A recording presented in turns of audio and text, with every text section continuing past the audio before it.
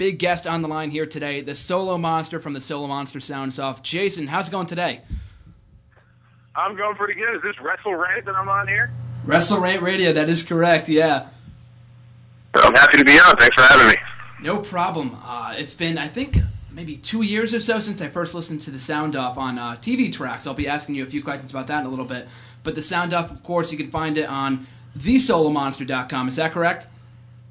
That is correct. Every Sunday puts up a new podcast about talking about everything going on in the world of wrestling, WWE, TNA, and everything else in between. But the first and foremost question I have to ask you, how did the Sound Off first come about? I know you worked with SE Scoops for a number of years back in 2007. How did that relationship first come about? How did the Sound Off first start? Sound Off first started because we wanted to bring some new original content to the website. SE Scoops became pretty successful just putting wrestling news stories out there. There wasn't much in the way of articles and audio shows. So, a friend of mine is the one who runs the website over there. I said, listen, why don't I start doing a podcast? We'll do it once a week, and we'll see how it goes, and we'll just do it for a little while. And that was almost 6.5 years ago. Mm-hmm. And you've been doing it ever since on a weekly basis. Have you missed a show since then? Yeah, I missed a few shows along the way, but for the most part, we're pretty spot on when it comes to that. It takes a lot for me not to do a show. I'm either on my deathbed or I'm away from home. That's usually the only reason you won't hear me. Yeah. And what technology do you use to record the Sound Off on a weekly basis? Do you use Audacity or do you use something else? No, it's funny. People comment a lot. They compliment me. They say, "Oh, the show sounds really good. It sounds very professional." And I laugh. It's a compliment to me, but it's actually pretty low tech stuff. Mm-hmm. It's a basic microphone that used to sit on a desk, and I had to stop doing that about 6 months ago because there was a very noticeable, actually it was slightly noticeable to me, very annoying buzzing sound in the background that was coming from the motor on my laptop. So I went out to Sam Ash. I didn't even know Sam Ash still existed. I thought they went out of business 10 years ago. Mm-hmm. And I found one of their stores near me. And it's comical because if you see the setup here, I have a full microphone stand. It's like I'm a front man for a band. I have a full microphone stand and a gooseneck that I position right next to me when I do the show, and I lower it, and that kind of solves the problem of eliminating that horrible vibrating noise. But that and Audacity, which is a free audio editing program, and that's really all I need. Yeah, Audacity's perfect. I just discovered that a few months ago. That comes in handy too. Very great program. How long does it usually take you to prepare the shows on a weekly basis? Because usually your shows can run from an hour to 2 hours, depending on whether it's a pay-per-view or not. How long does it usually take you to gather the material, to record, and do all that kind of stuff? I would say, every week the process from start to finish, any given Sunday is probably, it's usually a 6-hour process for me. Mm-hmm. Between the recording, if anything interrupts the recording, which is rare, but it happens, then the editing, then there's the uploading, and if you've been a fan of the show for any length of time, I'm sure you're well aware of the issues I've had before with our host, unfortunately, which that's not fun when that happens. So yeah. From start to finish, it's about a 6-hour process. As far as the length of each show, it's funny. The show now, I would say on a normal basis, runs about 2 hours long, mm-hmm. And everybody loves that. If I had my way, I think my ideal length for a show would be about 75 minutes. And I'm probably going to get stoned for saying that, but I think less is more. But normally the shows are anywhere from 90 minutes to 2 hours. It goes by quick though, because when you're listening to something that you like and whatnot, it just goes by really quickly. So it doesn't even feel like 2 hours most times. It's funny. We were on spring break, my and my buddies that we have here on the show. We were on spring break last week, and I was coming back up on Sunday, and it was perfect because your show just came up that afternoon or something that evening. So I was listening to it as I was coming back up. It was perfect running time because it took about 2 hours to get back. So it's perfect when you're in the car and whatnot, because podcasting is the way of the future. And this is another question I wanted to ask you. You said you started doing your show back in 2007. Podcasting has kind of become the new thing. I mean, with Stone Cold, Chris Jericho, Jim Ross, all starting doing podcasts in the last 6 months or so. You've been doing your podcast for the last 6 years, not 6 months. So I wanted to get your thoughts on the new wave of podcasting, how far it's come in the last few years, and you yourself being one of the pioneers of podcasting. I appreciate that. Yeah, it's funny. some people think that my show is like one of the very first shows. I mean, there have been podcasts that go back to the mid to late 90s. Just a lot of people didn't know about it because it was still in its infancy. Mm-hmm. When I started doing it, it was starting to become pretty popular, but it wasn't quite there yet. And you're right. I mean, in the last few years, it's exploded. You know, all the wrestlers now are jumping on the podcasting bandwagon. I think Roddy Piper's got his own show now on Podcast One called Piper's Pit that's starting in the next week or two. Oh, wow. So, you know, yeah, so everybody has their own podcast now. I think it's great. I mean, is it a lot? Yeah, but not everybody is going to listen to every show, so you have your pick. If you want to hear, you know, Stone Cold's perspective on wrestling one week, and you want to hear from, you know, an announcer's perspective, maybe you'll listen to Austin and JR, but not Jericho, and then you'll listen to somebody like me or any of the other podcasts out there. So I think the more the merrier, and people can just pick and choose what they want to listen to. I think it's great. Oh, yeah, absolutely. What kind of podcast do you listen to on a regular basis, or do you not listen to, or do you not have the time to listen to on a weekly basis?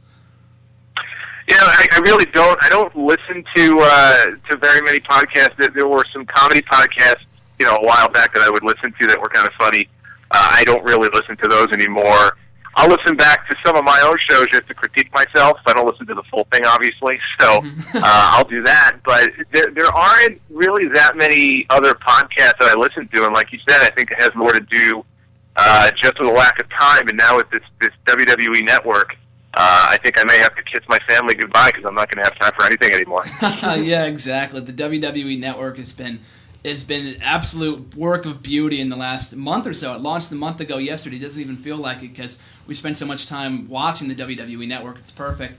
But you've changed not much about your show, and I think that's a good thing because you celebrated your 300th show a number of months ago back on your 6-year anniversary, coincidentally. And the only thing you really changed about the show, and you said this yourself, was the intro. And you said, well, I mean, as the old saying goes, if it's not broken, don't fix it. So do you have any plans to change anything about it in the near future? The format, not necessarily the technology, you changed it a few months ago. The way that you design it, the way you put it up, the days that you put it up. Do you have any plans to change in the foreseeable future? Yeah, the only thing I think I might have to change coming up in June, probably June, July, we're going to be coming up on the 1-year anniversary of this new segment I added last year called This Week in Wrestling History. Yeah. Yeah, I mean, that's become one of the most popular segments on the show, and it's not surprising to me because the whole reason I added it was actually last May. I did a survey. I wanted to survey all my listeners and just get their feedback on what they liked, what they didn't like, just to streamline things. The good news is that there wasn't much they wanted me to change, but one of the common threads was you should have a history segment because I love talking about wrestling history, and sometimes I'll just go off on a tangent. So the end of every show is this long segment where I'll cover certain events that happened that particular week. The problem is when we come up on the 1-year anniversary, I'm going to start repeating myself, and I don't want that to happen. So that probably is going to spell the end of the history segment, and right now, I'm just trying to figure out what, if anything, I want to replace that. I don't necessarily just want to get rid of it and not come up with something new. So that probably is the main thing that'll change. Otherwise, I don't really see there being much in the way of changes. People seem to like what they hear, and you know, I won't tinker with that as long as they keep listening. Yeah, absolutely. Like I said, if it ain't broken, don't fix it. So it's going well. If people like what they hear, then there's really no need to change it. But do you encounter any problems with recording the show or putting the show up on Sundays with Raw the next day? And usually wrestling fans like to have their thoughts up on the show. I mean, we have Twitter nowadays, and you can tweet your thoughts out during the show, after the show, whatnot. But do you encounter any problems with having all this much time, about 5-6 days after Raw airs, or the night or the day before a pay-per-view? Because a lot of people may listen to your show after the pay-per-view already airs. Do you encounter any problems with the timing of your show, the day that it goes up? I don't encounter any problems. There are people who will sometimes ask me, "Oh, can you please do a show the next day?" Or if we're all really stuck the particular night, they'll say, "Oh, I can't wait 5 days. I want to hear what you thought about Raw tonight." Yeah. If I had my way, I would do the shows immediately after. Mm-hmm. So I sympathize with people. I don't like the fact that I have to wait 5 or 6 days to comment on these things. It's done that way just out of necessity because schedule-wise, with my day job and everything else, I just don't have the time to do it.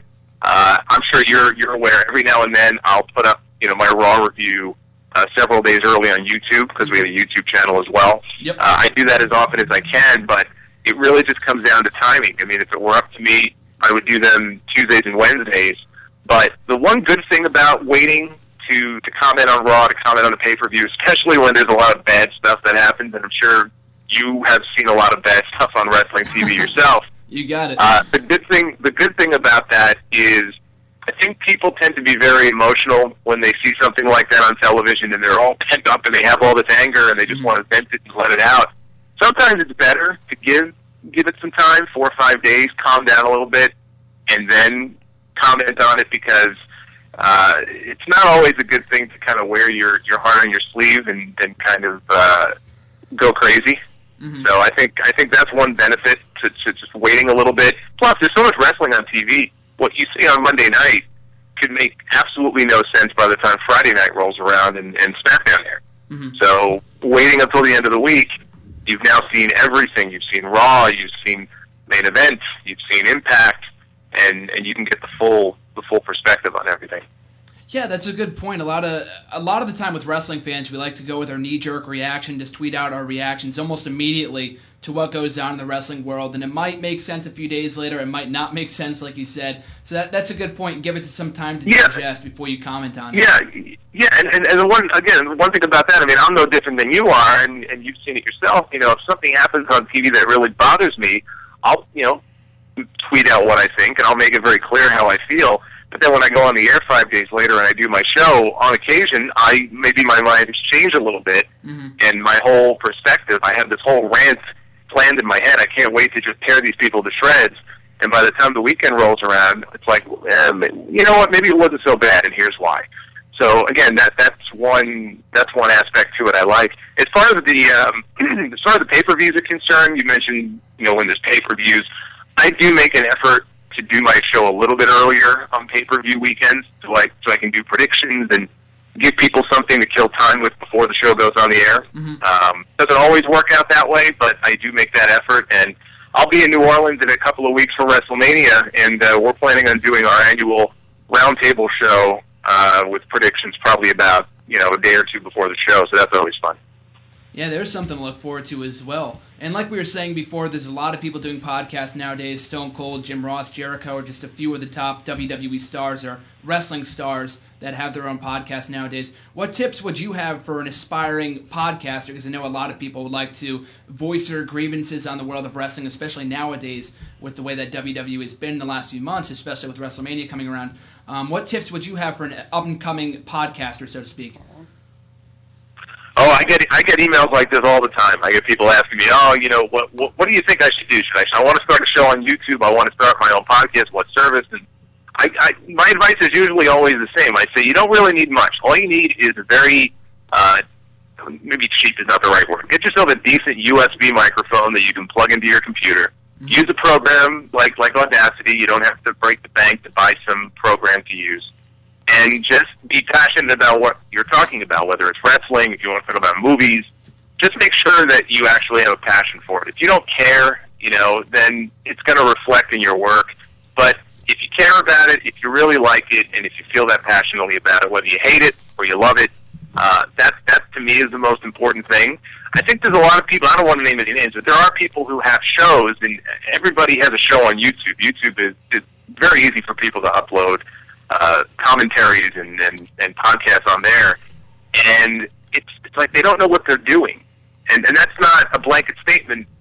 There are some very good shows on YouTube, but I see some of these things and I'm like, God, they're so terrible, and they're terrible because they don't know what they're doing. Mm-hmm. So I think the key is just to go ahead, listen to some other shows, get a feel for how other people do it, come up with a very basic format. Don't script yourself. Don't write, pages and pages of notes. Just come up with some bullet points about what you want to talk about, and just be passionate about it. I think that's the most important thing. Exactly. When it gets to the point when it starts to feel like a chore and you're not really passionate about it, that's when people don't want to listen, because if you're not enjoying yourself doing the show, then they're probably not going to want to listen either. And Oh yeah. And look, I mean, I do a show by myself. I mean, there's a lot of podcasts out there that have 2, 3, 4 hosts, and I'm sure they're very entertaining and they're very funny. It's not easy to do a show by yourself, let alone do a show for 2 hours. I mean, if that were me, I would look at that and go, God, that's boring. To listen to somebody talk, one person talk to himself for 2 hours. And the amazing thing is, for whatever reason, there's a decent number of people who want to listen to me yak about pro wrestling every week. But it wasn't like when I first started doing the show, I was doing shows like that. I go back and listen to my early shows, and I cringe, because if I was still doing shows like that today, I'd shoot myself. I mean, that's how, but I'm a critic of my own work. It took time to kind of find my voice, be comfortable with it, be funny, because it helps to have a sense of humor, and then it becomes natural. And you mentioned before you're with YouTube. Everyone has a YouTube show now. Everyone's putting their radio shows on YouTube. How did your relationship with TV Trax come about? Because I remember maybe the first clip of yours that I watched on YouTube before checking out the full thing on a weekly basis starting last summer was, I think, in the summer of 2012. When did your relationship with TV Trax first start up, and how did that impact your viewing audience on a weekly basis? Yeah, TV Trax is awesome. He was a fan of the show. And he started posting clips, and he asked me for permission first. I don't remember exactly when it was. It's been at least 2 years. But I was aware of his channel because he had so many subscribers, and he would post clips that were very popular. They would get a lot of hits and a lot of comments. And he just happened to be a big fan of my podcast, which I thought was really cool. He said, "Listen, do you mind if I post some clips, and I'll be happy to promote your Twitter, I'll promote your website." I said, "Sure, go for it." And it just took off from there. And he has a select few number of shows that he features on his channel, and our show, thankfully, is one of the more popular ones on there. And his channel went down several weeks ago. There was a little snafu, which thankfully got worked out, so he's back now. Mm-hmm. And I can't tell you how many messages I got. What happened to TV Trax? What happened? Like, I'm not TV Trax. I don't know. Yeah. I'll find out. Calm down. People went crazy because his channel, I think what people like about his channel is if you don't have the time or you don't want to listen to a 90-minute podcast or a 2-hour podcast, he cherry picks the clips that he thinks are either the most interesting to him or that he thinks would be the most interesting to the people on YouTube. And they're very small sound bites. Some are longer than others, but it could be a 3-minute clip of me, insulting somebody, or me talking about how awesome Raw was on Monday, and here's why. And I picked up a ton of new listeners. I give him a lot of credit because there's a lot of people who never would have known about the Sound Off were it not for the exposure we got on his channel. In addition to doing the Sound Off on a weekly basis, you also write for the Layfield Report, as owned by JBL, on an occasional basis as well. How did that really come about? Because the Layfield Report features a number of very talented writers. How did you were able to secure that spot on the Layfield Report, JBL's website? You know what it was? I started writing for the Layfield Report a little over a year ago. It was January of last year. Him and Michael Cole were posting on Twitter, we're looking for writers, we're looking for bloggers, please apply and we'll talk. And I found out about it kind of late and saw a post that JBL made on his personal Facebook. So I just posted on his Facebook page. I said, I'm sorry I didn't see this earlier because I thought I missed out on it, but I wanted to tell him that I thought his app was cool. I think that's what I said, because he has an app for the Layfield Report that actually is very cool. He has his own radio show, and it's very convenient. And that was it. And I just posted that comment, and within half an hour, he responded to the post and said, I'd love to have you write for my website. What do you have in mind? And the discussion just kind of went from there. And the quick story about that's kind of funny. So I responded back to him. I said, I'm a big fan of wrestling history, so I was thinking maybe I would do a column, each week focusing on a specific event in, like WWE history. And I left for the day, and when I came back to check and see if he had responded, what happened is, I guess on Facebook, when you post on somebody else's page, your friends or the people you're friends with can see the post that you made, and they can respond to it. They can respond, they can like. Well, I didn't realize that, and so all the people who had friended me on Facebook saw this post, and they went crazy. And there's a whole thread of comments, oh my God, I can't believe the Solomonster is going to write for JBL, this is awesome, and JBL, you got to hire this guy, and like lists of comments. I was so embarrassed, and he hadn't responded. And I posted, I said, oh my God, you guys chased the poor guy away. He's not going to want to talk to me now. Yeah.